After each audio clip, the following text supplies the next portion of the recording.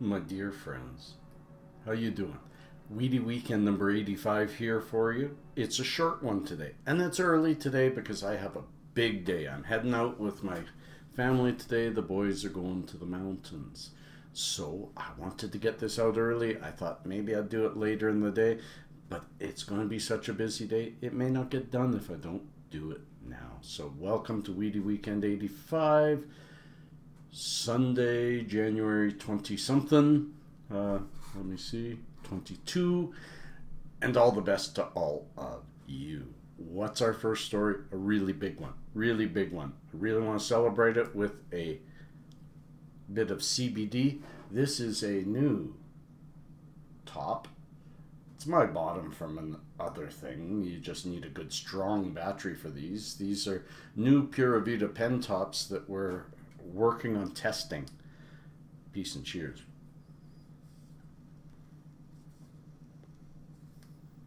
Much tougher, much stronger, and refillable. But it's early testing. I don't have where you can get it. I don't have how much it costs. I don't have any of that yet. We're still working on it. But that's just an example of what I try to bring to you guys. I don't put anything out there unless I really believe in it. And I'm starting to believe in these. It will depend on price point. So now let's get to the first story, which is something I'm really impressed with. Really happy to report. Because I'm associated with them as friends. I volunteer on their website. Their charity helps me. And I'm talking about MMJ, totalhealthcare.ca, mmjthc.ca, my apothecary. And it could be yours. It probably is. So many of you that follow me now follow them. What happened is MMJ Leafly just announced on Thursday, and link below, and I shared it on Thursday, that MMJ Total Healthcare in Vernon, BC, a little town inside the Okanagan, beat out all other dispensaries in British Columbia. That includes who knows how many in Vancouver, as the top dispensary of British Columbia for 2016. Over 185 reviews. They have 224 products. It's a great story. It's a great story. It shows pictures from outside and inside the store. Talks to Jeff Gaudette, the owner and the visionary of it. And there's a little statement about me. With over 400 products stocking shelves and Gaudette's ever-growing connections in the industry, it's no wonder the dispensary has become a leader. Gord, a bud tender, no, I'm not a bud tender, but that's okay, speaks very highly of being on staff, saying, for me, it's part of a vision. The vision of the owners, a patient helping patients, of being health and people-focused in an industry where it's easy for greed to take over. This is the reason that I'm with MMJ. This is the reason that I won't purchase my stuff from anywhere else, and I always build them up because they're there for you. Because they are you. They are a patient. It's why they started the place. And it says, I want you to know this about Jeff Gaudette, the owner.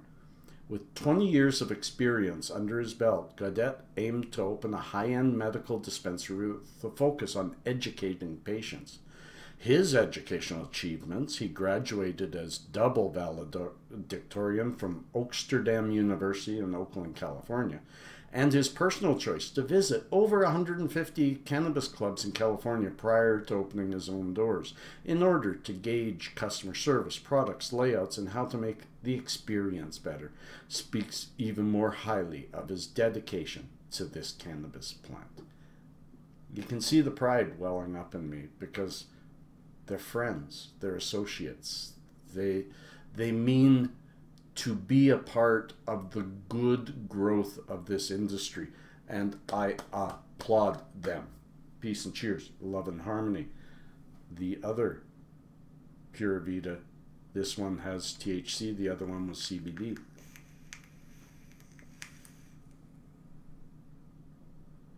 Real heavy hitter. That's my cheers to MMJ Total Healthcare.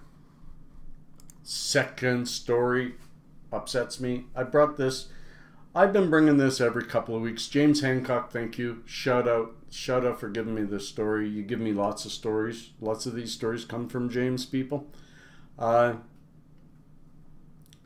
Fabian Henry, founder of Marijuana for Trauma, engaged Trudeau on the recent change in how Veterans Affairs will cover medical cannabis. You guys can read this. I'll read something out of it, but I want to speak on a higher level to the obfuscation of facts that goes on here, and the way he talks out of every corner of his butt. He says no changes to medical programs will be coming until we get through this other hurdle of recreational. Yet then they come out and put a cap on how much our veterans are able to order for their marijuana. He defends it by saying it's a high-end cap, and it's backed by studies, by data. He doesn't give us where those are, because what study says there should be a limit on how much you give somebody for pain? I guess there should be. There's only so much marijuana can do, but some people are pretty big and need a lot, but still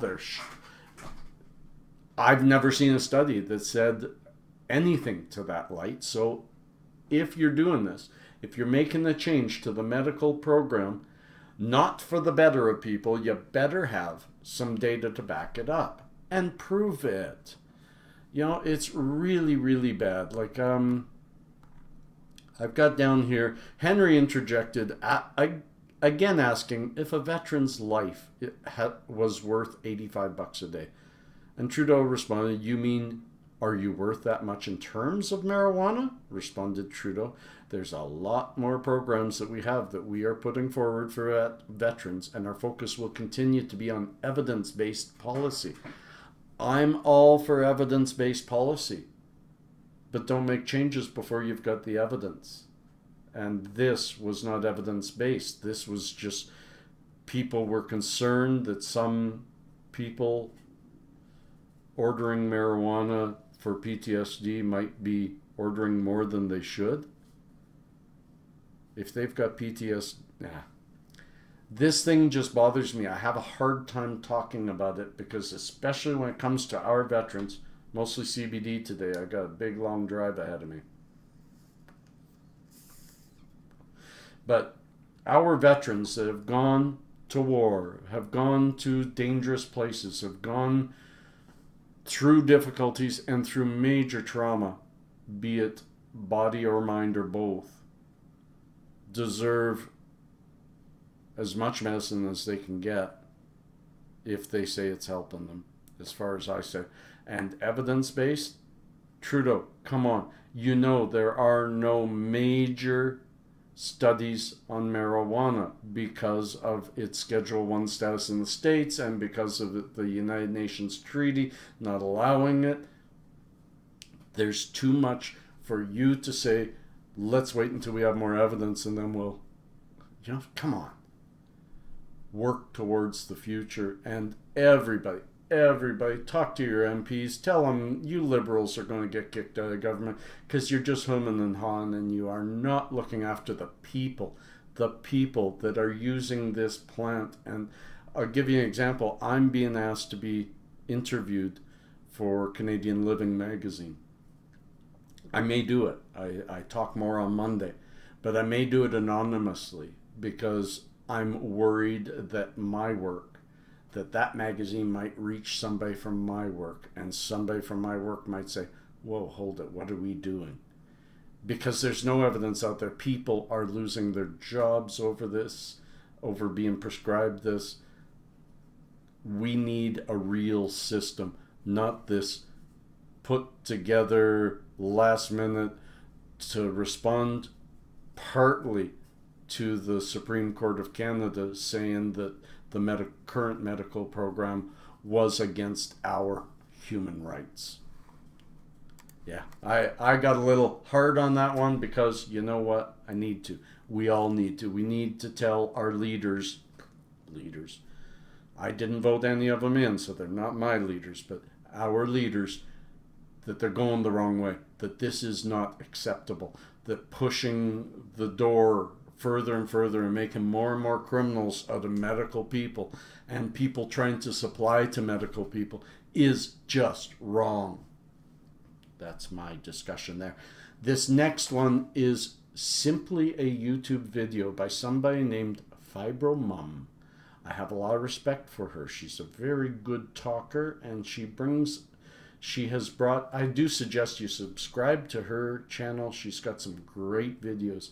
This one is a letter, an open letter from a doctor speaking to all of us chronic pain sufferers. Maybe not, although he's pointing at fibromyalgia, he's pointing at chronic pain and how devastating it must be to the patient, but also letting us understand how devastating it is to some of you fantastic doctors out there that want to solve it.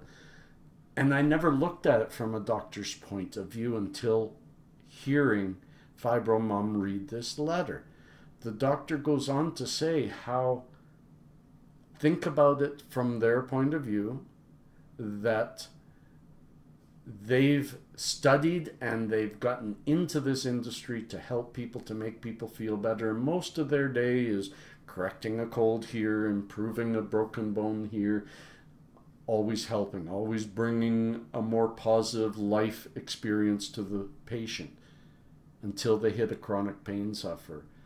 And they try and they try and they try this medicine and that medicine, and especially fibromyalgia, when they just, the best they can do is medical cannabis, and even medical cannabis doesn't hold a candle to the pain of this disease.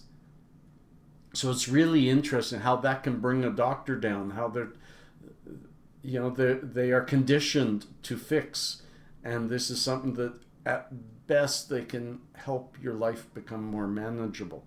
So a really good way, I sent it to my doctor because I know he feels that way. He's a wonderful doctor that, although he took a while to diagnose fibromyalgia for me, because he wanted to be accurate. And it's a hard one to diagnose because there isn't a blood test that you can, the data shows fibro.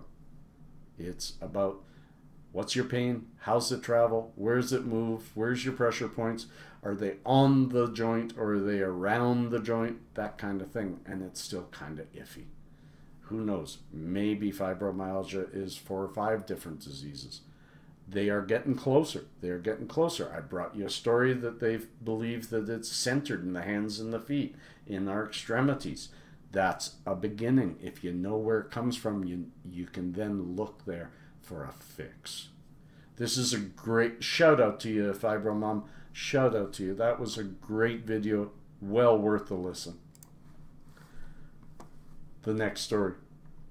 And I like this. The National Academy of Sciences has deemed marijuana an effective medicine.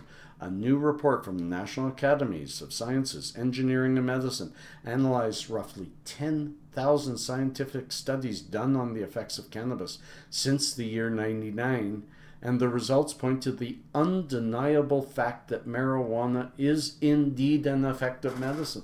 I'll let you read the rest because that states it. That states it. It's all over the place. We still have the DEA coming back and coming back and coming back. In fact, I shared a story a while ago where the DEA was even looking at putting CBD onto the Schedule 1. Ridiculous. This has medical properties. Get it off Schedule 1, move it to 2 or 3. It is not up there with heroin and all the other issues. This is so important. The more we can get out there that tells the government they're wrong, that forces quicker change, and that stops in their tracks the naysayers of this movement, the better for us who live with the stigma and the difficulties of trying to medicate for our pain the right way and the natural way in a world where too many people have been told that what we're doing is wrong when it is not. That is all the stories I have, except for Cannabis 101 from Leafly. I just want to share, and we're going to go through them, the 10 top strains, according to Leafly, of 2016. I haven't looked at them, so I don't know if I've tried any. You let me know if you've tried any. Number 10, Blue Cookies. It's a hybrid. I won't read everything about all of these. Number 9 is Birthday Cake Kush. I haven't tried Blue Cookies, and I haven't tried Birthday Cake Kush. It's also a hybrid. Sour Tangy. Haven't tried it. That's number 8. That is a sativa. We do have in number 7 spot Purple Candy. That I've tried. I tried Keef from it. Beautiful.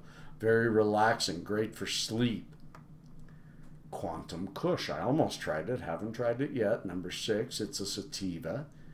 God's Green Crack. Number 5. One of my favorites. I've tried that many times. It's a hybrid. Maybe sativa leaning, but really good medicine. Gelato is number 4. Never tried it. Never heard of it. It's a new generation of Girl Scout cookies is what it is. I have not tried it. It's a hybrid. Number 3 is called Grape Stomper. Another hybrid that I have not tried. Number 2 is one of my very favorites, Nukin. Totally, it's an indica, very strong, great for hash making, great for rosin making. It's an older strain making a comeback. And number 1 for 2016, according to Leafly, was Super Glue. I did try that twice and I really enjoyed it, but it hasn't come back to MMJ since. It's a cross between Northern Lights, one of my very favorites, and an Afghani strain. Really, really good hybrid. So those top 10 strains, there we are. Weedy Weekend 85 is done. And looking forward to 86 with you pretty soon. I'll be heading out to the mountains. And I'll also be posting a what would you call it? A preview, a sneak preview of hippie travels, or whatever I'm going to call it. So my friends, happy CBD, happy medicating. And remember the hippie rule. If you see somebody without a smile today, give them one of yours. They obviously need it. You have some. You can make a new one right after. Peace and cheers, love and harmony.